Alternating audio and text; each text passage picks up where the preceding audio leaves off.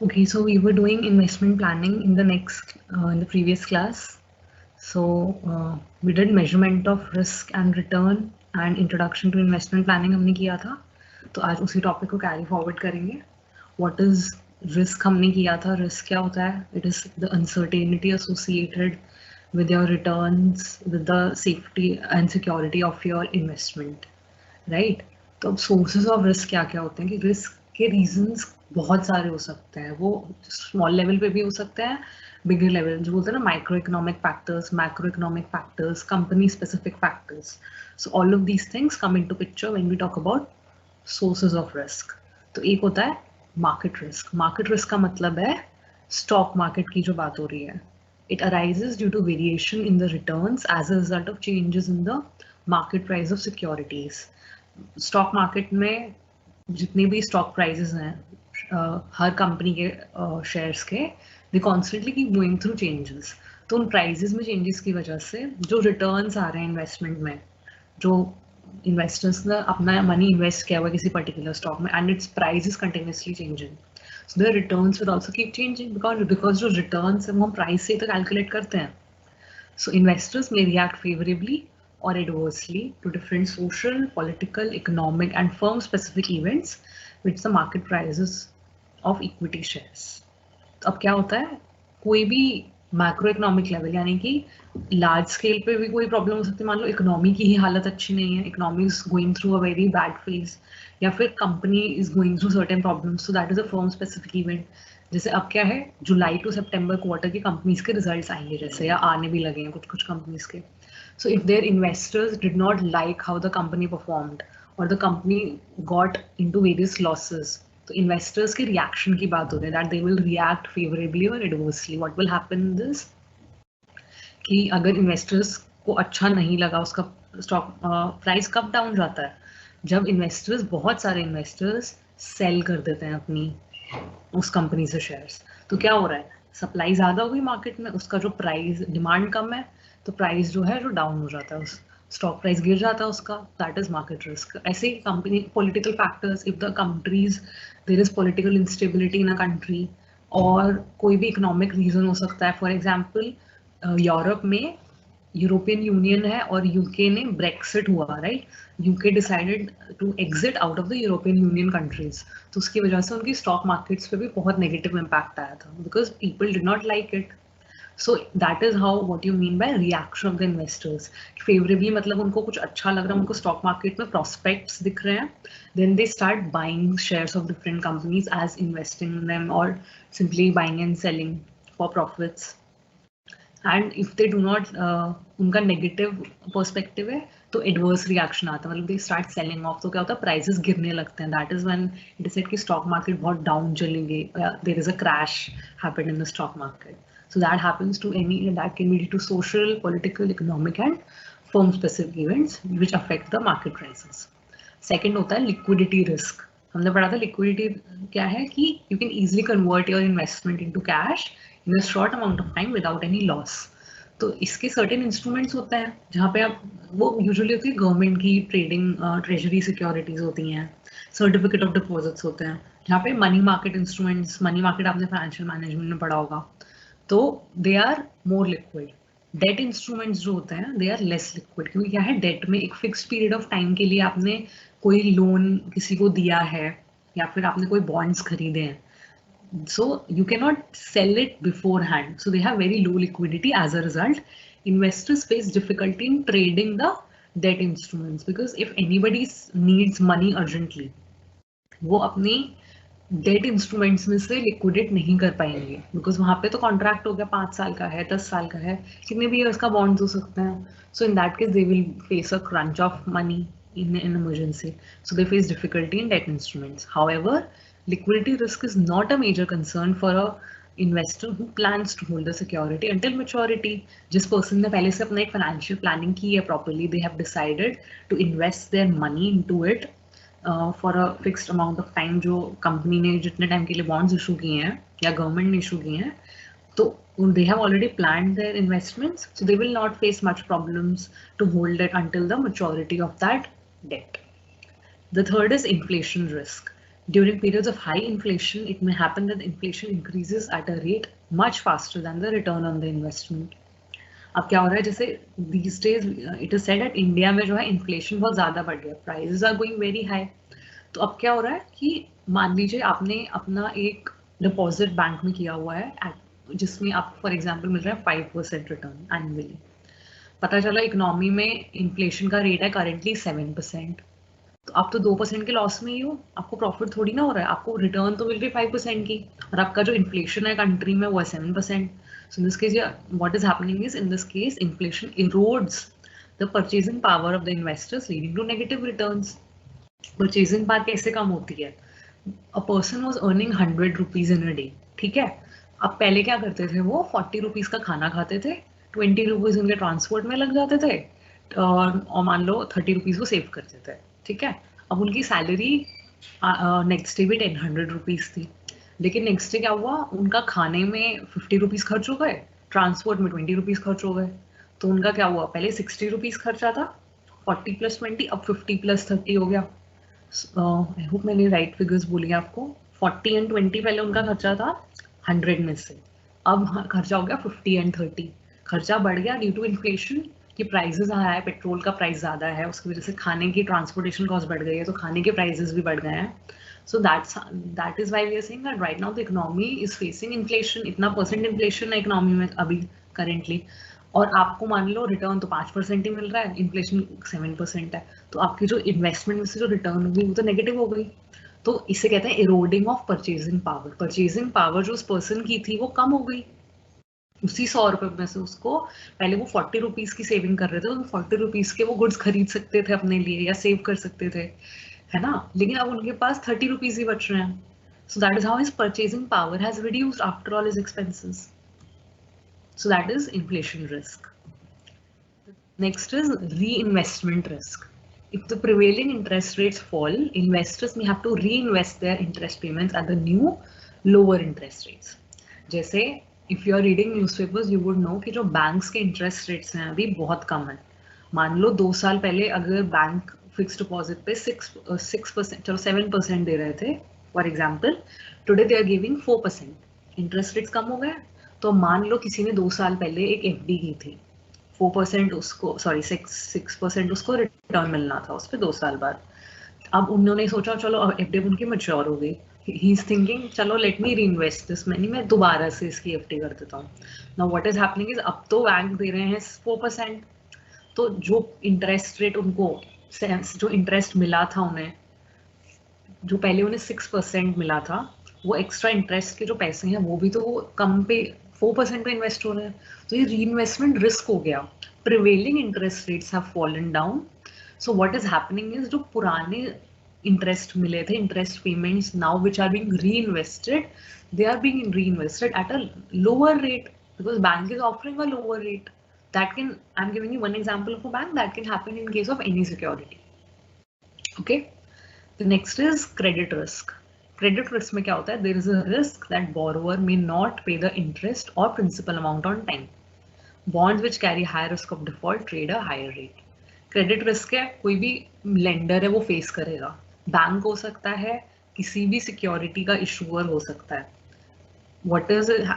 कि there is always a risk कि सामने आपने जिसको पैसे लैंड किए हैं बैंक ने, वो टाइम पे अपने प्रिंसिपल की रीपेमेंट, वो अपना इंटरेस्ट की जो पेमेंट है वो नहीं कर पाए, then it is a credit risk. तो व्हाट हैपेंस हियर इज, जैसे कंपनीज बॉन्ड्स इशू करती हैं, ठीक है? मान लो एक कंपनी है, उसने बॉन्ड इशू किया 5 years at the rate of 7%.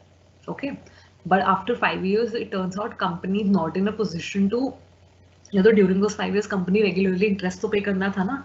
Redemption value जो पूरा बॉन्ड की वैल्यू थी वो end of the maturity period पे होती है, लेकिन इंटरेस्ट नहीं पे कर पा रही है तो बीच में कंपनी, या फिर जब मैच्योरिटी का टाइम आया company was not able to repay the principal on time to all of their bond holders. तो इस केस में भी जो रिस्क है वो बढ़ जाता है. किसका बढ़ जाता है? इन्वेस्टर का बढ़ जाता है. जिसने बॉन्ड्स खरीदे थे उनका रिस्क बढ़ जाता है. तो इसीलिए बैंक्स बोलते हैं ना कई बार कि इस पर्टिकुलर डिफरेंट बोरोवर्स के लिए डिफरेंट इंटरेस्ट रेट चार्ज होता है for the same kind of loan. That is because banks ने, जो हमने स्टडी किया था फर्स्ट यूनिट में, कि वो पूरा आपका क्रेडिट वर्दीनेस चेक करते हैं, अपने प्रीवियस लोन्स का रीपेमेंट पैटर्न देखते हैं, टाइम पे सब कुछ किया है या नहीं, because banks are trying to see whether there is a risk of default और नॉट। अगर बैंक्स के रिसर्च के अकॉर्डिंग ऐसा रिस्क है तो बैंक आपसे ज्यादा इंटरेस्ट रेट चार्ज करेंगे, बिकॉज बोलते हैं ना, higher the risk higher the return. तो higher the risk of default, higher is the rate of interest which will be on that security, वो बॉन्ड हो या वो डेट लोन हो, कुछ भी, because we are talking about the credit risk which is the risk of default. Okay, the last is interest rate risk. Interest rates fluctuate होते हैं, sometimes the RBI changes it, या फिर किसी और reasons की, इकोनॉमिक रीजंस की वजह से अपने आप चेंज हो रहे हैं, राइट.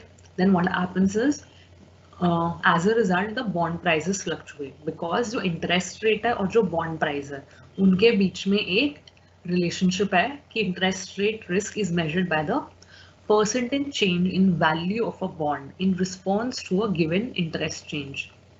इंटरेस्ट रेट अगर उस बॉन्ड पे ऑफर हो रहा है वो चेंज होगा तो बॉन्ड का जो प्राइस है वो भी चेंज होगा. तो इसकी वजह से, ये वॉलेटिलिटी की वजह से रिस्क होता है. हमने बार बार अप डाउन हो रही है चीजें, कभी बढ़ रहे हैं कभी कम हो रहे हैं, उसको वॉलेटिलिटी बोलते हैं. We studied that. So investors react differently to it. That is because of this interest rate risk in this case. तो हमने ये these six are the major sources of risk. इसके अलावा भी और कई फैक्टर्स हो सकते हैं. These are the major sources of risk. Okay. The next is risk return trade-off. हमने रिस्क के बारे में और रिटर्न के बारे में, एक इंडिविजुअल एसेट का जो होता है, वी स्टडीड दैट. सो उसके बीच में एक ट्रेड ऑफ होता है. What is it? It is a trade off which an investor faces between the risk and return while making investment decisions, because higher level of risk is associated with higher probability of high return, while lower risk is associated with lower return. जो हमने बोलते हैं ना, higher the risk higher the return, that is called the risk return trade-off. Though when an investor is trying to decide, he's trying to make an investment decision, जो हमने exam numerical भी किए थे कि रिस्क इतना आ रहा है और रिटर्न इतना आ रहा है, so how will the investor decide? So the principle, the major principle in this investment decision is the risk return trade-off. Usually माना जाता है कि अगर किसी का रिस्क बहुत ज्यादा है तो there is a high chance, probability है, surety नहीं है, there is a chance कि higher return होगा. अगर कहीं पर lower risk है तो lower return होगा. कई बार बोलते हैं कि गवर्नमेंट जो बॉन्ड्स इशू करती है, गवर्नमेंट जो ट्रेजरी बिल्स इशू करती है, उनके ऊपर इंटरेस्ट रेट ज्यादा नहीं मिलता है. उनके ऊपर बहुत नॉमिनल से इंटरेस्ट रेट देती है गवर्नमेंट, 1%, 2%, 4%. लेकिन उसमें श्योरिटी रहती है कि government will not default in the repayment. अब एक गवर्नमेंट की भी ना क्रेडिट वर्दीनेस होती है, एक इकोनॉमी की क्रेडिट वर्दीनेस होती है, इंडिविजुअल की होती है, कंपनी की होती है, गवर्नमेंट की भी होती है. दे विल नॉट डिफॉल्ट, बिकॉज उनका डिफॉल्ट हो गया तो उनका तो पूरा वर्ल्ड इकोनॉमी में एक बहुत ही बुरा इंप्रेशन क्रिएट हो जाएगा that this government fail to repay its bonds और जो भी अगर कुछ था. तो इसीलिए क्या करते हैं, गवर्नमेंट में लोगों को ट्रस्ट होता है that yes our money will not go in vain. हम ये छोटी सी इन्वेस्टमेंट करेंगे, थोड़ी सी रिटर्न मिलेगी, बट सेफ, बहुत सेफ्टी जो होती है वो बहुत ज्यादा मानी जाती है. So what is it, low, वहाँ पे रिस्क लो है तो रिटर्न भी लो है. रिस्क जहाँ पे कहाँ ज्यादा होता है, सबसे ज्यादा रिस्क होता है इक्विटी में. इक्विटी में रिस्क बहुत ज्यादा होता है. स्टॉक मार्केट में रिस्क है, काफी रिस्क है, because there are a number of factors affecting the stock prices. तो वहाँ पे ये भी माना जाता है कि रिस्क ज्यादा है तो रिटर्न भी ज्यादा है. So what is the second point? This means that if an investor is unwilling to assume much risk, he cannot expect to earn higher returns. क्योंकि एक इन्वेस्टर है, उनको सेफ प्ले करना है, उनको अपना मनी सेफ कीपिंग करनी है कि मुझे थोड़ी सी रिटर्न भी मिल जाएगी, I am okay with it, but उनके लिए सेफ्टी ज्यादा इंपॉर्टेंट है. ये होता है ना गोल्स ऑफ इन्वेस्टमेंट, हमने ऑब्जेक्टिव्स ऑफ इन्वेस्टमेंट जो किए थे कि सेफ्टी चाहिए, उसमें वन पॉइंट वाज दैट. तो if an investor is like that, तो they will not want to take much risk. Investors willing to undertake risk can expect to earn higher returns. They will be willing to invest in high risk securities only if compensated by higher returns.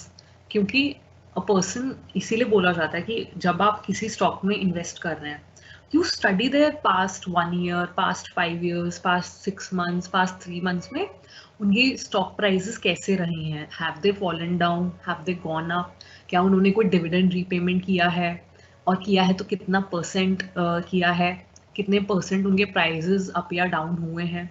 So then the investor will know कि that there is a lot of risk in the security और not. तो वो उसमें invest ही तभी करेंगे जब उन्हें दिखेगा कि अगर रिस्क है ना तो रिटर्न भी दे रही है ये वाली कंपनी की स्टॉक.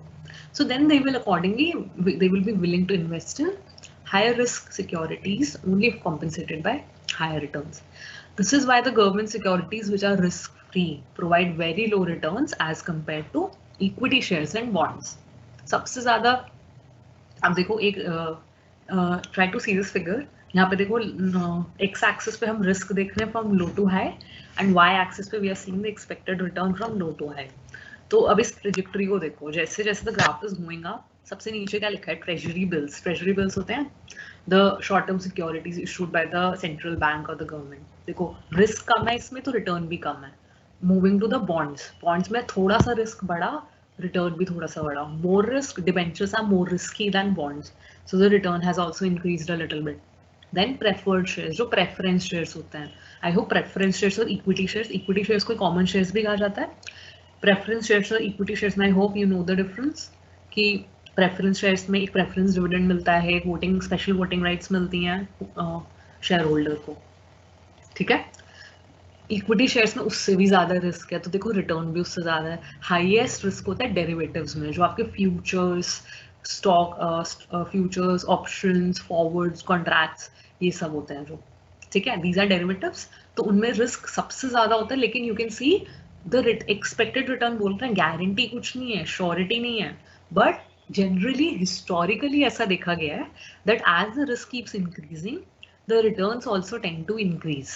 ओके, अब मैं आपको एक क्विक रिकैप करेंगे. हमने जो लास्ट क्लास में रिस्क और रिटर्न इंडिविजुअल सिक्योरिटीज का किया था, before I start with portfolio risk and portfolio return, हमने कहा था कि जो रिटर्न होती है एक पर्टिकुलर स्टॉक की, उसमें हम देखते हैं प्रोबेबिलिटी ऑफ द रिटर्न और जो पॉसिबल रिटर्न जो हमें मिल सकती है over the number of years, उसको हम मल्टीप्लाई करके सारे ईयर्स का सम कर देते हैं, राइट. ये हमने पढ़ा था एक्सपेक्टेड रिटर्न में. Then standard deviation, we said that standard deviation is used to measure risk. तो जितनी भी that expected return से ऊपर नीचे जितना return मिलेगा, तो to measure the degree of that variability, the degree of spread of those possible returns around the expected return, होता है standard deviation, या इसका square कर दोगे तो variance, and this is used to measure the risk of a particular financial instrument. इसका formula हमने किया था summation of PI into XI minus R bar square का अंडर रूट, ठीक है. हमने I am taking the recap of the numerical again कि हमें दो सिक्योरिटीज दी थी, हमें उनका रिटर्न्स बताई दी थी, प्रोबेबिलिटीज बताई थी, and we were required to find out the return, risk and return. तो इसमें हमने क्या किया था, प्रोबेबिलिटीज को रिटर्न से इंडिविजुअली मल्टीप्लाई किया था, then we got the expected return summation of PI XI करके, एंड देन फर्दर उसमें हमने स्टैंडर्ड डिविएशन कैलकुलेट करके रिस्क कैलकुलेट किया था. Similarly we did the same thing for the other security. फिर हमने देखा था कि रिटर्न जो है x की 9 है, y की 16 है, x की 3.5% है, 5-7% है रिस्क, एंड यहाँ पे रिस्क है 10%. So you saw higher the risk, higher the return happened in this case also.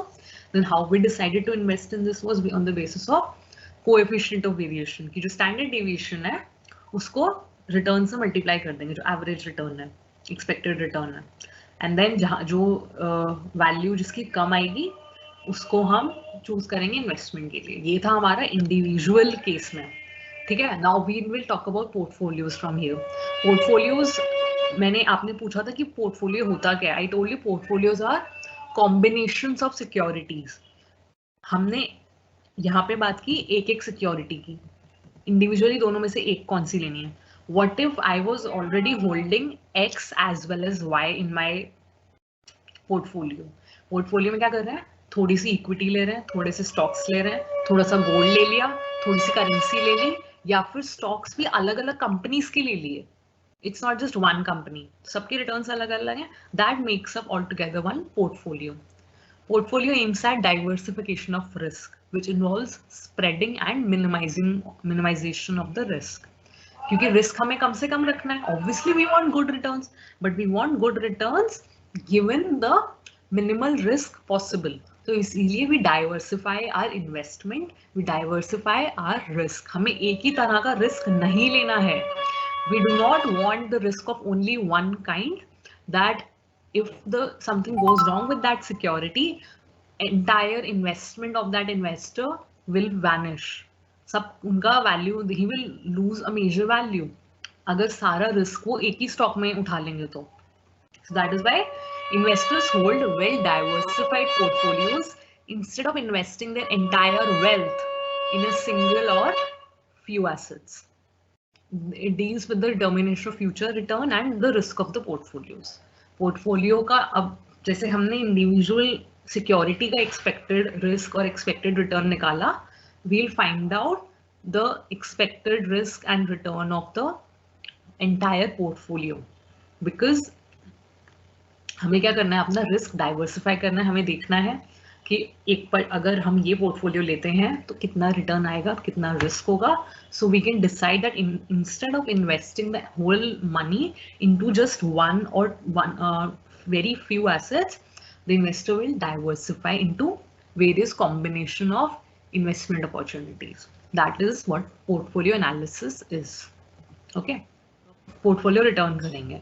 Portfolio return का formula देखो, RP is equal to summation of XI into RI और 1 to n number of securities होती हैं. अब आप बोलोगे formula तो same है, उसमें भी समेशन PI/XI था, इसमें भी समेशन PI/XI है. देखो what is the difference here. जो x यहाँ पे PI और XI क्या सिग्निफाई कर रहे हैं, that is very important. Here the XI is the proportion of total portfolio invested in security and RI is the expected return on that security. Example करेंगे हम इसके बाद.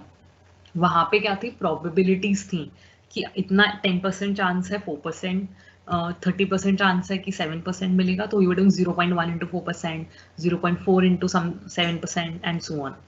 वो थे हमारे इंडिविजुअल सिक्योरिटी के expected returns. Here we are talking about the returns of the whole portfolio.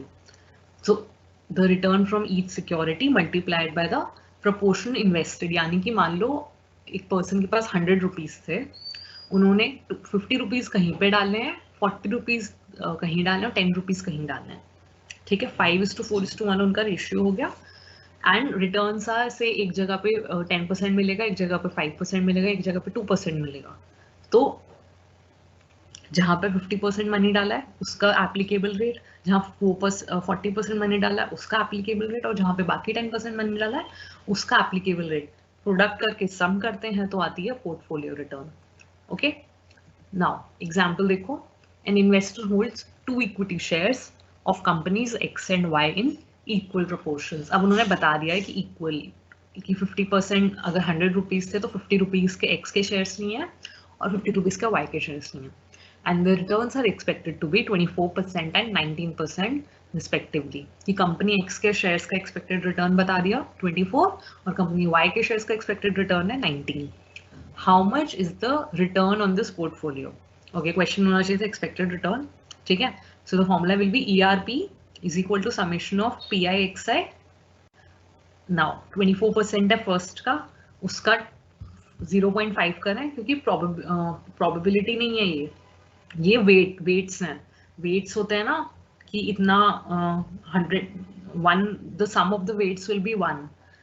0.5 इतना है, 50% यहाँ पे दिया है, 50% यहाँ पे दिया है, तो that is whole 100 rupees. Okay, तो 24 into 0.5 प्लस 19 into 0.5 हो जाएगा 12 प्लस 9.5 हो जाएगा. Expected return on this particular portfolio will be 21.5%. Okay, now risk, portfolio risk. Portfolio risk क्या होता है? The risk in a portfolio tends to be less than the sum of the risk of the individual securities taken separately.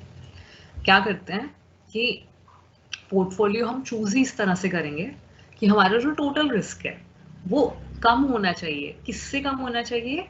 कि मैं X और Y अलग अलग risk में calculate करूं. मेरे पास 2 सिक्योरिटीज हैं X और Y, मैं उनके अलग अलग रिस्क कैलकुलेट करके सम करूं तो वो उससे कम आना चाहिए portfolio risk. then I can say that yes, I have chosen the right portfolio, I've chosen a good portfolio. Smaller the correlation between securities, the greater the benefits of diversification and hence lesser the risk. Correlation क्या है? दो security, the relationship between the returns of two securities. जितना कम वो दोनों securities related होंगी ना, उतना ज्यादा अच्छा है आपके पोर्टफोलियो के लिए, उतनी ज्यादा चांसेस हैं आपके डाइवर्सिफिकेशन करने के बेनिफिट होने के।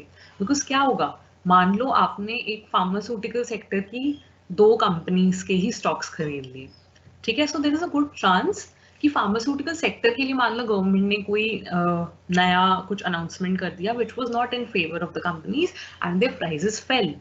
तो अब क्या होगा, आपकी 2 स्टॉक्स थी, दोनों फार्मास्यूटिकल की थी, तो आपका उनका दोनों का प्राइस कम हो जाएगा। कोरिलेशन बहुत ज्यादा है दोनों कंपनीज के स्टॉक्स में, क्योंकि दोनों सेम सेक्टर्स हैं। I am giving you a very simple example, okay. So it is better कि आपकी जो दोनों सिक्योरिटीज है वो अनरिलेटेड हो, बिकॉज तब क्या होगा, आपका जो diversify, what do you mean by diversification, that you are investing your money in different instruments in different areas, ताकि एक जगह के रिस्क एनवायरनमेंट दूसरी जगह के रिस्क एनवायरनमेंट को इफेक्ट नहीं कर पाए, और इफेक्ट करे तो वो मिनिमल रहे। तो जो रिस्क है स्मॉल, जितना कम कोरिलेशन होगा उतना ही कम रिस्क है आपके लिए, और जितना कम रिस्क होगा the greater will be the benefits of the diversification. Diversification depends upon the right kind of securities and not the number alone. That is very important. जैसे बोला ना कि अच्छा 2 में मैंने 2 कंपनीज के सिक्योरिटीज में कर दिया मैंने डाइवर्सिफाई, लेकिन मैंने दोनों right kind of securities. The foolish thing which I did was I invested in the same kind of securities or same kind of companies, same sector companies. So if something happened to that sector, my both the securities value will go down. तो that is very important कि you are not कि आपने 10 companies में या फिर 5 companies में आप अलग अलग जगह इन्वेस्टमेंट कर दो, but they are all correlated, तो आपकी जो डाइवर्सिफिकेशन है दैट विल, उसका you will not get any benefit और reward of that diversification. Okay, now risk of individual assets is measured by the variance of standard deviation, जो हमने individual के case में स्टडी किया, सिग्मा जो हम निकालते थे। But the risk of portfolio can also be measured by variance or standard deviation. लेकिन it is not the weighted average of the standard deviations of the securities. हमने portfolio return में क्या किया कि सबकी returns थी, हमने उनका weighted average लिया है, weights हैं ये, exercise, proportion of total portfolio is the weights. एक तरह से ये weighted average ही तो किया हमने, 24 into weights, 19 into, वो तो यहाँ पे weights equal थे, वो 60-40 भी हो सकते थे, 70-30 भी हो सकते थे, ओके। तो रिस्क के केस में भी आर सेइंग कि हम ऐसा नहीं कर सकते। रिस्क के केस में correlation is very important, the individual risk are also very important. तो वी कैन नॉट सिंपली, जैसे हम रिटर्न के केस में कर दिया हमने वेटेड एवरेज ले लिया, हम सेम चीज पोर्टफोलियो रिस्क के केस में नहीं करते हैं। तो यहाँ पे एक फॉर्मूला जो है ये 2 एसेट्स के बेसिस पे किया गया है। It is just a simplified example, it is a simplified formula, जरूरी नहीं है, हो सकता है एक पर्सन के पास 3 सिक्योरिटीज उन्होंने के बाद तो 3 एसेट्स के केस में अलग एप्लीकेशन होती है। For the purpose of your understanding आप पहले 2 एसेट केस कंसिडर करो। What we are doing is sigma square X, sigma X का स्क्वायर डब्ल्यू एक्स का स्क्वायर, डब्ल्यू एक्स और डब्ल्यू आई है यहाँ पे आपके वेट्स, कि कितना परसेंट आपने अपने, मान लो 100 रुपीज है, 60 रुपीज डाले हैं एक्स में या 40 रुपीज डाले हैं एक्स में, या दोनों में 50-50 डाले हैं, तो 0.5, 0.5, 0.6, 0.4 जो भी है will be your weights. Sigma x and sigma y are the individual risk. Individual risk जो हम पहले कैलकुलेट करना सीखे थे, वो कंपनी का इंडिविजुअल स्टॉक का रिस्क, x का सिग्मा x है और y का सिग्मा y है। सिग्मा स्क्वायर x बोल रहे हैं यानी कि उसका वेरिएंस है, वो उसका स्टैंडर्ड डिविएशन नहीं है, plus 2 into wx wy, sigma x sigma y and correlation between x y। तो यहाँ पे कोरिलेशन भी देखो मल्टीप्लाई कर रहे हैं, इस तीनों चीजों को ऐड करके हम इनका स्क्वायर रूट कर देना, that gives us the standard deviation of the portfolio, that is the portfolio risk. Okay, अब इसका एग्जांपल देखते हैं।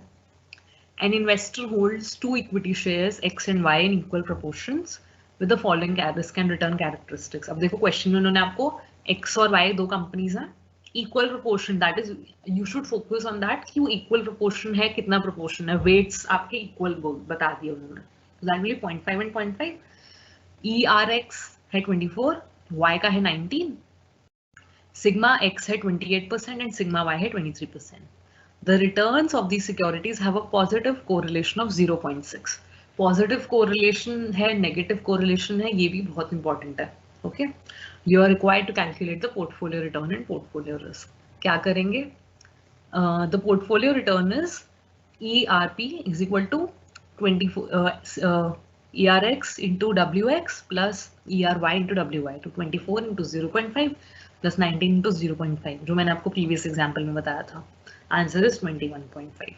ओके, अब पोर्टफोलियो रिस्क बताओ क्या होगा. Portfolio risk first of all हम निकालेंगे, यहाँ पे ये वेरिएंस है, देखो पूरा, अगर इसका अंडर रूट नहीं करें ना तो ये वेरिएंस है, ये सिग्मा नहीं है. तो इन्होंने यहाँ पे एग्जाम्पल में से लिखा हुआ है that sigma P is equal to under root of sigma square P. Sigma square P is your variance. तो उसकी कैलकुलेशन करेंगे. क्या था फॉर्मूला, देखो sigma square x plus the wx sigma x square into wx square.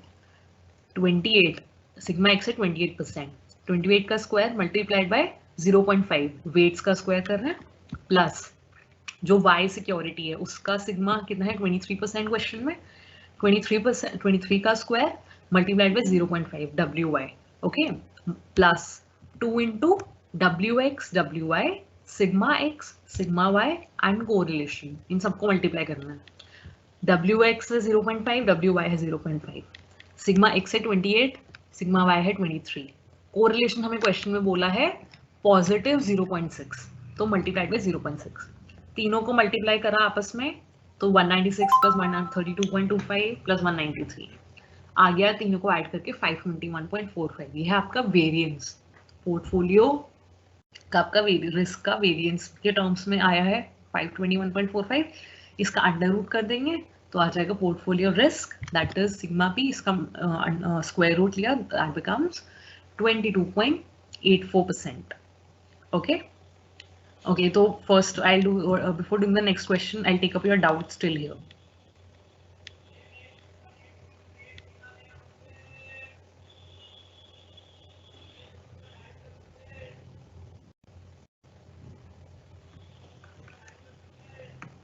There is no WhatsApp group link. I don't.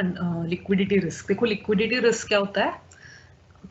एक company में person ने investment किया है लेकिन उन्होंने मान लो डिबेंचर्स खरीदे हैं, उसका फिक्स्ड वो है टाइम पीरियड कि कंपनी डिबेंचर्स रिडीम करेगी 10 ईयर्स के बाद, वो उससे पहले उसको लिक्विडेट नहीं कर सकते हैं. डेट इंस्ट्रूमेंट्स में लिक्विडिटी सबसे कम होती है. कॉन्ट्रैक्ट है वो कि अब तो आपका 10 ईयर्स के लिए पैसा ब्लॉक्ड हो गया, उसको 10 साल तक आपको इंटरेस्ट मिलता रहेगा. At the end of 10 years you will get your money back. But what happens is investors face difficulty in trading debt instruments because of this reason. कोई अगर इन्वेस्टर है जिनको लगता है मुझे 1 साल के अंदर अंदर या 5 years के अंदर अंदर he needs money for something, he will not want to invest in any liquidity instrument. Liquidity risk is not a major concern for an investor who plans to hold the security until maturity. जो चाहते ही हैं कि उनका investment यहाँ पे उन्हें block करनी है, इतने रिटर्न पे इतने % का उनको इंटरेस्ट मिलता रहेगा एनुअली और 10 साल के बाद मैं रिडीम कर लूंगा, so my money is safe keeping हो गई है उनकी मनी की, तो उनको वो लिक्विडिटी रिस्क उनको फर्क नहीं पड़ता. उससे फर्क उन्हें पड़ता है जिनको लगता है that their future needs are more urgent, वो जल्दी they will need that money back, so they will not want to invest in liquidity very low liquidity वाले instruments. They will not want to invest in debt instruments. वो money market में जाएंगे, फिर वो वहां पे अपनी सिक्योरिटीज को रिडीम करवा लेंगे whenever they need the money. तो लिक्विडिटी रिस्क जो है इसीलिए कह रहे हैं कि डेट में ज्यादा होता है, किसी और सिक्योरिटी में मनी मार्केट में कम होता है. ओके, क्लियर है? Is it necessary to reinvest the payments when the interest rate decreases? No, it is not necessary. But if a person it's saying that अगर person को reinvest करना हो, it is not necessary. If a person is going to reinvest that money, या फिर मान लो आपका एक fixed interest rate पे आपने कोई फाइनेंशियल स्कीम में इन्वेस्ट किया, यहाँ पे फ्लक्चुएटिंग इंटरेस्ट रेट्स पे आपका मनी इन्वेस्ट होता है कि मान लो 5 years का है, उसमें फर्स्ट ईयर में जो हर साल इंटरेस्ट रेट होगा वो आपका री इन्वेस्ट होता रहेगा. मतलब आपको 5% पे आपने किया तो eight the end of this year आपको 100 रुपीज किए थे तो 5 रुपीज इंटरेस्ट मिला, तो नेक्स्ट ईयर कंपनी ने बोला कि आपका investment scheme is according to what, that you will get 105 rupees and वो 105 रुपीज नेक्स्ट ईयर में इन्वेस्ट होंगे। पता चला नेक्स्ट ईयर में the interest rate is now 4%। तो अगर आपकी स्कीम ऐसी है तब इट विल हैपन। या फिर जो मैंने आपको एफडीज का एग्जांपल दिया कि मान लो आपको रिडीम होके 7% में मिल गए पैसे वापस, now you are thinking what do I do with this money. आपको 107 रुपीज मिल गए वापस एफडी रिडीम होने के बाद। 100 रुपए किए थे, एक साल बाद 7% इंटरेस्ट पे 107 रुपीज मिल गया, बट एक साल बाद जो रेट है 4% हो गया। तो वो 107 रुपीज अगर आपको, आप क्या करोगे, या तो you will spend that money और you will want to reinvest that money somewhere, right. So you think कि बेस्ट आपको अगर इन्वेस्टमेंट ऑप्शन मिल रही है वहां पे भी आपको 6% मिल रही है, that is still lesser than the interest you earned. तो वो एक री इन्वेस्टमेंट रिस्क है। It is not something you have to do, it is not necessary. लेकिन अगर आप वो 107 रुपीज आप खर्च नहीं करना चाहते हो, या आपके पास there is no, you don't need the money right now, so you want to reinvest it again, आपकी सेविंग्स में जाएगा, या तो 107 रुपीज को ही आप अपने हाथ में रख लो, या you will what you will think कि अच्छा चलो 4% ही सही मिल तो रहा है, लेकिन it is not as good as what it was previously. तो that is the reinvestment risk.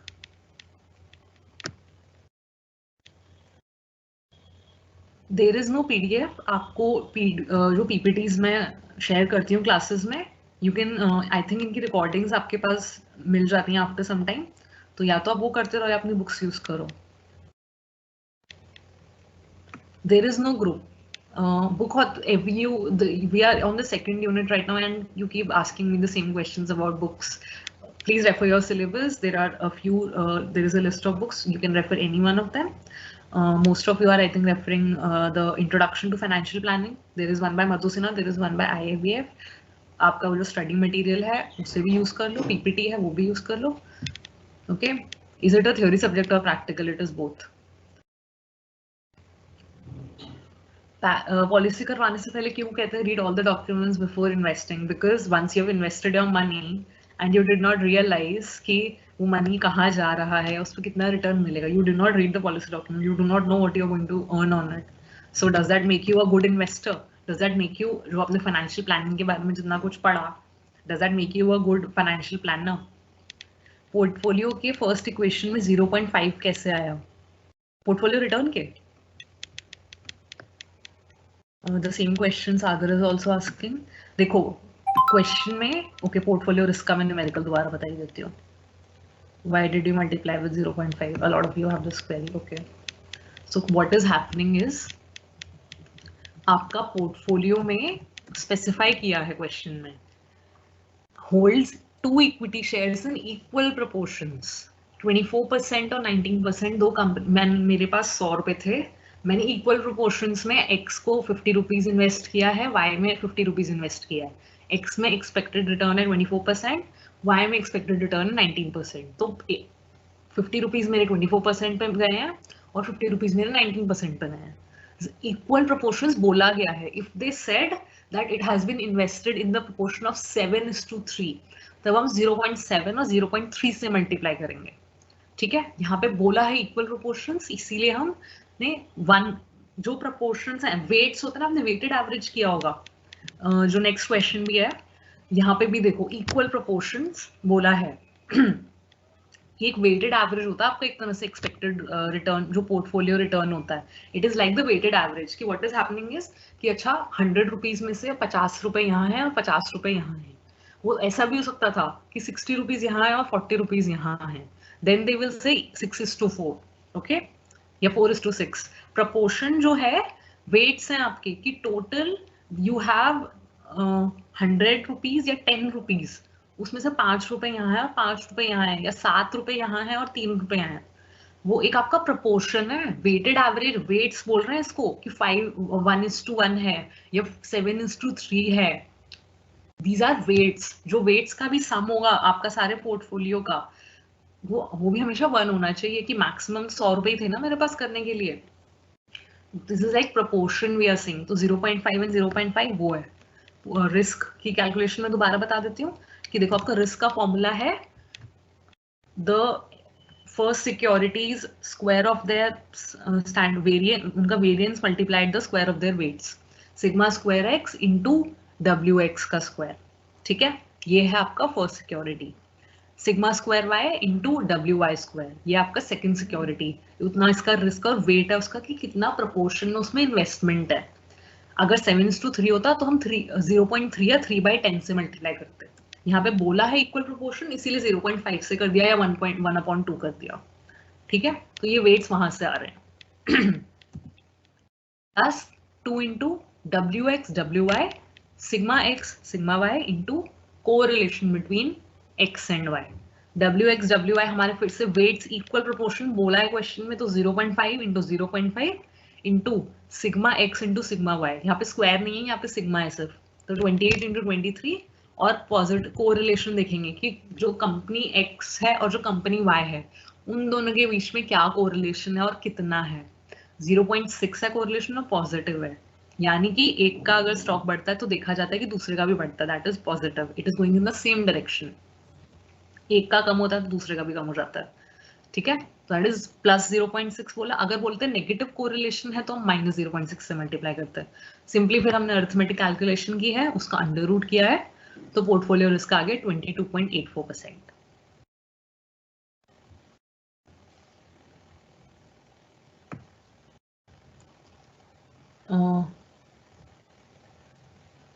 How 0.5 is coming? I told you na, zero equal. They told us that you are investing the money in equal proportions. Equal proportions ले रहे हैं, इसीलिए weights जो गए आधा आधा है. 1/2 1/2 0.5 0.5. अगर बोला होता कि 60-40 में कर रहे हैं, 30-70 में कर रहे हैं, तो 0.3 0.7 करते, या 3/10 7/10. लास्ट इक्वेशन आई होप मैंने करवा दिया है. पोर्टफोलियो एनालिसिस में आप स्पेसिफिकली बताओ क्या कंफ्यूजन है. 12 इंटू 9.5 कैसे आया था? 12 इंटू 9.5 नहीं है, 12 प्लस 9.5 था. देखो 12 प्लस 9.5 है. 12 आया सिक्योरिटी एक्स का 24 इंटू 0.5 करके, 9.5 आया वाई का 19 इंटू 0.5 करके. उन दोनों को हमने ऐड कर दिया. फॉर्मूला क्या है आपका? Summation of P I X I. X I है आपके वेट्स और पी है आपकी एक्सपेक्टेड रिटर्न्स इंडिविजुअल सिक्योरिटी की. So you will correlation be given in the question? Yes, correlation will be given in the question. Next question, एक और question करना है, आई होप उससे क्लैरिटी मिल जाएगी. अब देखो 3 सिक्योरिटीज हैं, P, Q and R. Okay, इसका जो फॉर्मूला होता है वो भी थोड़ा सा कॉम्प्लिकेटेड होता है, प्लीज ट्राई टू अंडरस्टैंड. हमें बता दिया एक्सपेक्टेड रिटर्न PQR की कितनी है और स्टैंडर्ड डिविएशन कितनी है और कोरिलेशन कितनी है. कोरिलेशन क्या होता है? दो के बीच में हमेशा स्टडी होगी. If the security is equally weighted, how much is the risk and return of the securities. अब फिर से यहाँ पे इक्वल वेट बोल दिया है. इक्वल वेट सब 3 के बीच में 1/3 1/3 1/3 होगा. 2 थे तो 1/2 प्लस 1/2. वेट्स का जो सम है वो हमेशा 1 होगा. इस बार 3 है तो 1/3 प्लस 1/3 प्लस 1/3 वो भी 1 होता है. तो अब देखो एक्सपेक्टेड रिटर्न की कैलकुलेशन देखना. सिर्फ एक्सपेक्टेड रिटर्न का फॉर्मूला क्या है? वंस अगेन, फर्स्ट सिक्योरिटी का return multiplied by weights 25 into 1/3 plus second security का return multiplied by weights 22 into 1/3 plus third security का return multiplied by weight 20 into 1/3. तीनों को सम किया, answer comes 22.3%. That is the expected return of this portfolio, जिसके अंदर हमने 3 securities ली है, P, Q और आर, और तीनों में इक्वल वेट्स हैं. तीनों में यानी कि इक्वल पैसा डाला गया है. इसका रिस्क का कैलकुलेशन देखो. जब please try to understand now. जो आपका फर्स्ट 2 एसेट्स का आपका, आप 2 को ही करना, मैंने थर्ड आपको सिर्फ एक्सप्लेन करने के लिए कर रही हूँ कि अगर 3 होता तो कैसे करते हैं. फॉर्मूला आप 2 का ही करो. Third is I am doing the second numerical only to explain you कि अगर 3 होती तो कैसे करेंगे. आपको फॉर्मूला सिर्फ 2 का ही करना है. ठीक है, सिग्मा स्क्वायर एक्स था, फिर वाई था, फिर एक्स वाई था. ठीक है, यहाँ पे क्या करेंगे? x का ये x है देखो, 30 स्क्वायर 1/3 स्क्वायर, ये p है. 26 स्क्वायर 1/3 स्क्वायर ये y है. एंड 24 स्क्वायर 1/3 स्क्वायर ये है आपका z. Sorry, PQR. I was saying XYZ. This is PQR. Sigma square p, sigma square y and sigma square q and sigma square r multiplied by the respective weights plus क्या होता है 2 into weights into risk into correlation.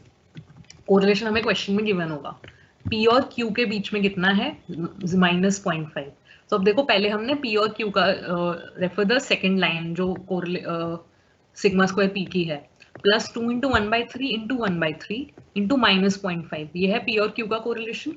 P का risk है 30%, ऊपर question में देखो standard deviation P का है 30 और Q का है 26, ये हो गया PQ।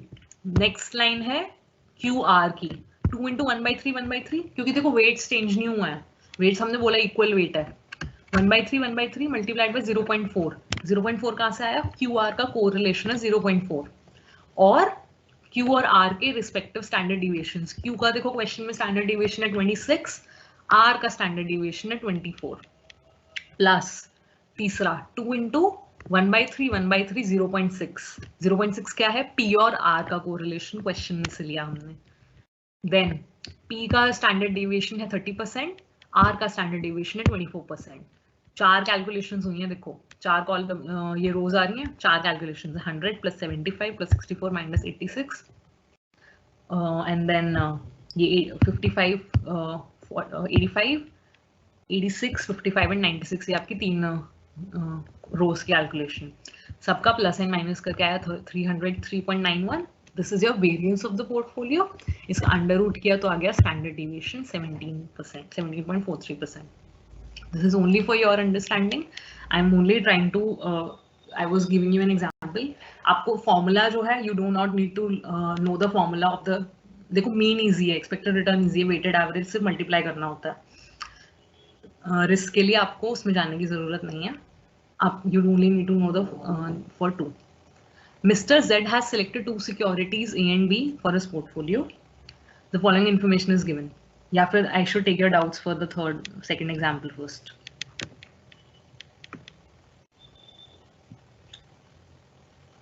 Okay, कोई example नहीं है.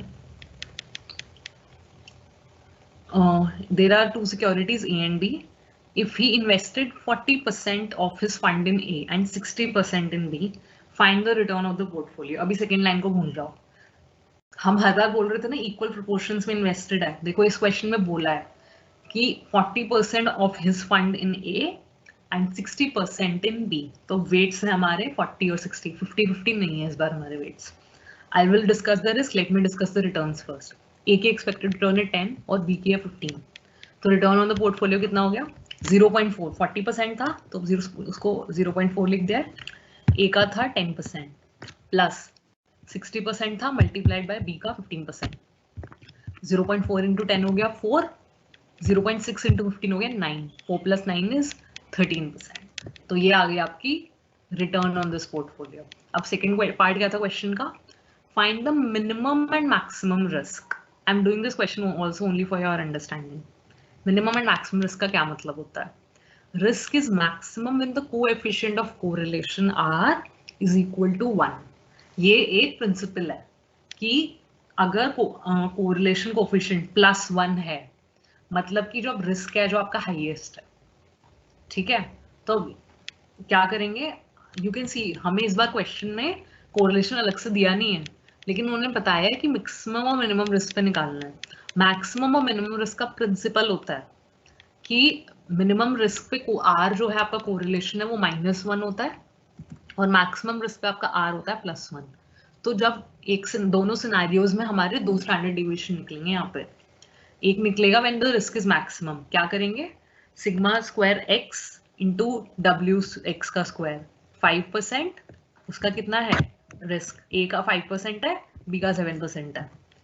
5% का स्क्वायर मल्टीप्लाइड बाय 0.4, वेट्स हैं वो उसके 40% प्लस 7% है सेकेंड बी सिक्योरिटी बी का रिस्क इंटू 0.6 का square that is the weight plus 2 into W A W B, वो कितना था 0.4 एंड 0.6, आई एम सॉरी इसमें 0.7 लिखा है, and what is the 5 and 7 is the risk 0.5 into 0.7, ये 5:4 नहीं था, ये 6:4 है।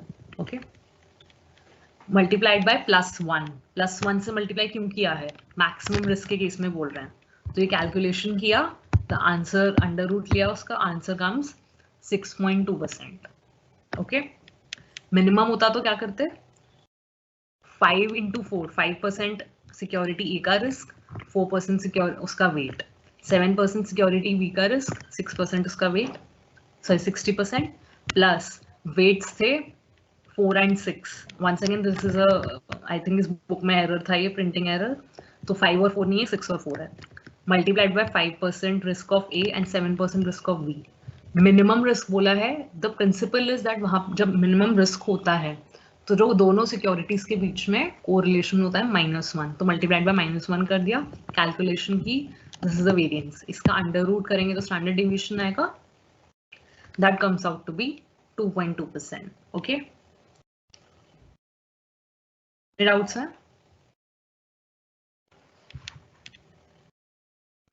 You were searching, correlation given होगा यूजुअली आपको, कैलकुलेशन कॉम्प्लेक्स आप इसीलिए बोल रहे हैं कि आप ना यू कैलकुलेट दिस. देखो जो सिंपल एग्जांपल है मैं आपको उसको दोबारा 1-to-1 करवाती हूँ. आपका फॉर्मूला थोड़ा लंबा है इसीलिए कैलकुलेशन थोड़ी लंबी है, but it is simple. Okay, एक आपको चाहिए 3 चीजें mainly, sorry 4 things, you need 4 things in the question. आपका x का रिस्क कितना है, उसका स्टैंडर्ड डेविएशन, यानी कि आपका y का स्टैंडर्ड डेविएशन कितना है, आपका दोनों में इन्वेस्टमेंट किस प्रोपोर्शन में है. मैं आपको 2 क्वेश्चन करवा दिए, एक में इक्वल था 5 50-50 था तो हमने 1/2 यानी कि 0.5 कर दिया था, एक में 40-60 था तो 0.4 और 0.6 कर दिया. और कोरिलेशन हमें पता होना चाहिए, वो क्वेश्चन में आपका पता होगा कि कोरिलेशन कितना है, कोरिलेशन आपको गिवन होगा क्वेश्चन में. ठीक है, now you will simply calculate. फॉर्मूले में आपको कुछ नहीं करना है, you have to substitute the values in this formula. कि 28% था x का रिस्क, 28 का स्क्वायर मल्टीप्लाइड बाय उसका वेट्स, x का वेट है 0.5, इक्वल प्रोपोर्शन बोला है तो 0.5 का स्क्वायर, प्लस 23 y का रिस्क, उसका स्क्वायर, वेट का स्क्वायर, उसका वेट भी 0.5 है, multiplied bye 2 into W1 W2 दोनों के वेट्स, सिग्मा 1 सिग्मा 2 दोनों के risk, multiplied by the correlation, correlation है 0.6, सबको ऐड किया तो आंसर आ जाएगा वेरिएंस. ये सिग्मा स्क्वायर पी है, इसका अंडर रूट ले लेंगे तो ये हो जाएगा आपका correlation, sorry standard deviation. User calculator easily हो जाएगा, बस मेक श्योर आप वैल्यूज ठीक डालना. ओके, ये हो गया आपका, this is all about your portfolio risk.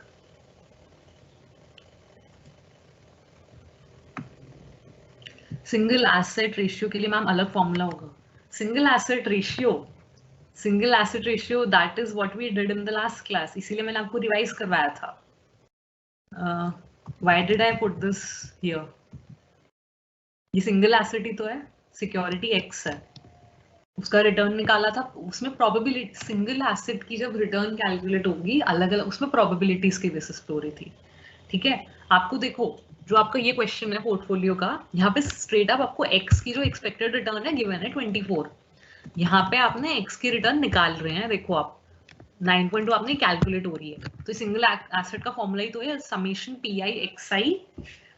Formulas same नहीं है, अलग हैं. यहाँ पे प्रोबेबिलिटीज और उन प्रोबेबिलिटीज के अलग अलग सिचुएशंस में रिटर्न्स मल्टीप्लाई करके सम कर रहे हैं. यहाँ पे प्रोबेबिलिटीज नहीं है, यहाँ पे वेट्स हैं और इंडिविजुअल रिटर्न्स हैं, तो फॉर्मूला तो अलग है, सेम है देखने में लेकिन अलग है. ओके, एंड जो रिस्क है वो भी तो अलग है, रिस्क की कैलकुलेशन यहाँ पे क्या हो रही है, फॉर्मूला क्या था, सिग्मा ही है, यहाँ पे भी इंडिविजुअल सिक्योरिटी का फॉर्मूला यही तो है, सेम का है. तो यहाँ पे क्या कर रहे हैं, प्रोबेबिलिटीज है, यहाँ पे प्रोबेबिलिटीज यूज कर रहे हैं अलग अलग, जिनका रिटर्न एक्चुअल रिटर्न है और जो एक्सपेक्टेड रिटर्न है उससे deviations, that is what is done.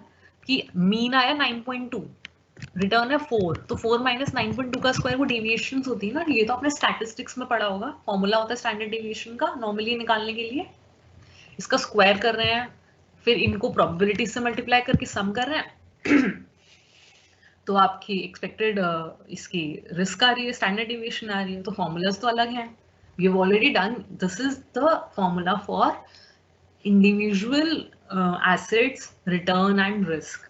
This is the formula for इन portfolios return and portfolios risk, difference है दोनों में।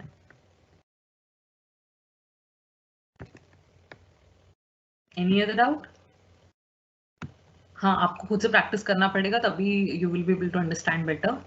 Okay, because these are very, आपका इन्वेस्टमेंट प्लानिंग में मेजरमेंट ऑफ पोर्टफोलियो रिस्क क्या है, मेजरमेंट ऑफ पोर्टफोलियो रिटर्न क्या है, risk and return of an individual asset, and इन सबको you should know this, understand, you should try to understand this. इन्हीं questions को अपने हाथ से दोबारा प्रैक्टिस कर लो। When you will do the calculations yourself, use a calculator, you will be able to solve it.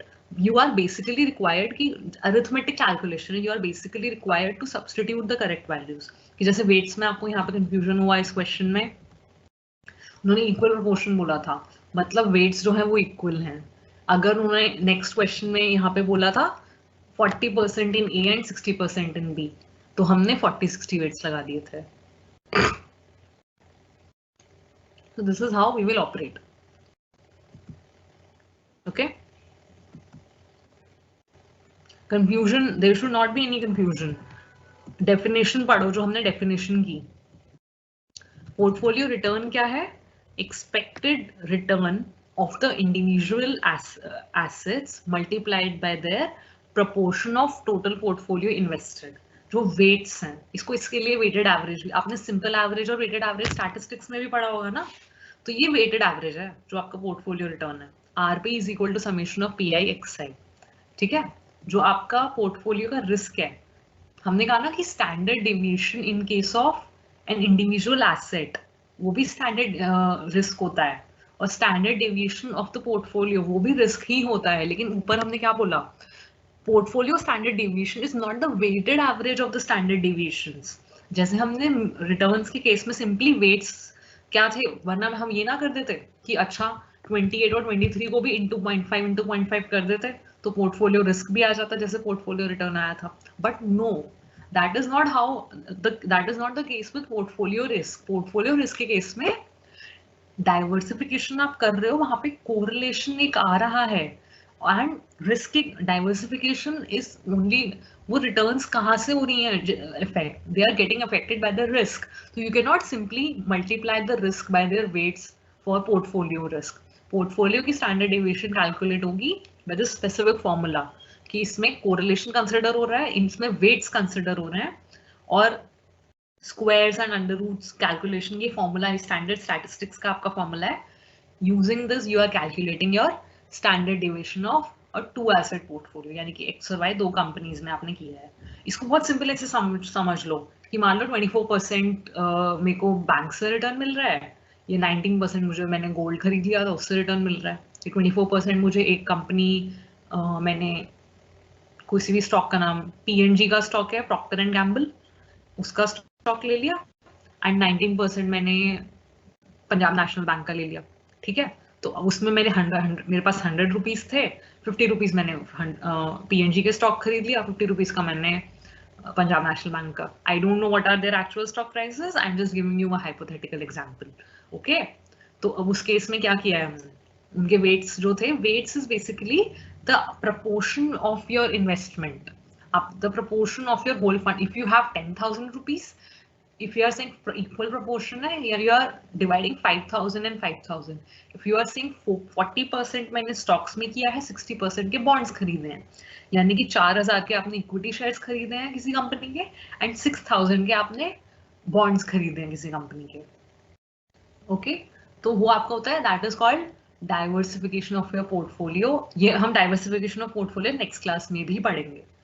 But please, before that, you try to understand their measurement of the portfolio risk, measurement of the portfolio return.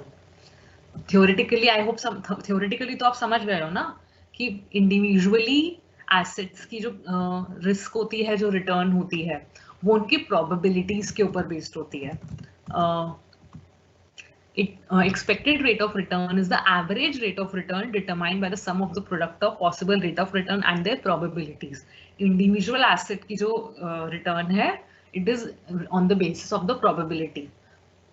Portfolio की जो return है is on the basis of the proportion of the investment and the returns of each of the securities. यहाँ पे तो आप calculate कर रहे हो, वहां पे आपको क्वेश्चन में ऑलरेडी कैलकुलेटेड मिली हुई है, ठीक है, that is very big difference. यहाँ पे क्या है, एक अब मान लो 10% आ गई एक्सपेक्टेड रिटर्न, लेकिन एक्चुअल रिटर्न 9%, अलग किसी सिचुएशन में 8%, किसी सिचुएशन में 6%। तो यानी कि देखो 4, 6, 10, 15 और प्रोबेबिलिटीज 0.1, 0.3, 0.4, 0.2। तो हम इन सबको मल्टीप्लाई करके निकाल रहे थे स्टैंडर्ड डेविएशन। ये थी इंडिविजुअल के केस में, लेकिन पोर्टफोलियो के केस में हम क्या कह रहे हैं, पोर्टफोलियो के केस में आप वेटेड एवरेज नहीं ले सकते। पोर्टफोलियो में all together combined risk x plus y का कंबाइंड रिस्क जो है, इसकी वैल्यू x और y के इंडिविजुअल रिस्क से कम होनी चाहिए, तभी माना जाएगा कि मेरा अच्छा पोर्टफोलियो है, मेरा पोर्टफोलियो करेक्ट है x और y उसमें लेना। The risk tends to be less than the sum of the risk of the individual securities taken separately. इसीलिए बोल रहे हैं diversification depends on the right kind of securities and not the number alone. Okay, theory भी पढ़ो, आपकी जो भी references हैं या स्टडी मटेरियल है, प्रैक्टिकल समझ में नहीं आ रहा, थ्योरी समझो, it's very logical. Smaller the correlation between the securities, जितना कम कोरिलेशन है, यानी कि जितना कम उनका आपस में रिलेशनशिप है, then it's a good chance कि एक कंपनी का स्टॉक किसी चीज से इफेक्ट हो रहा है, the second company stock will not be affected by it. In that case we are saying that the correlation is less. Correlation जितना कम होगा, आपका मतलब कि डाइवर्सिफिकेशन आपने उतना अच्छे से किया है, that is why there is a chance that you will get good returns.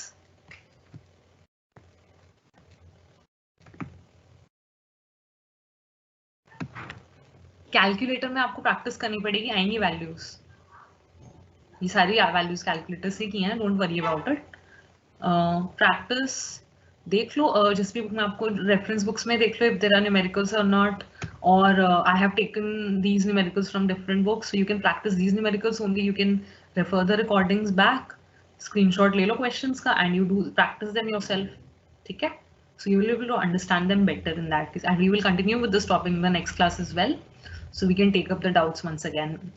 Okay, so that's all for today's class. We'll meet in the next class. We'll continue with the unit 2. Okay,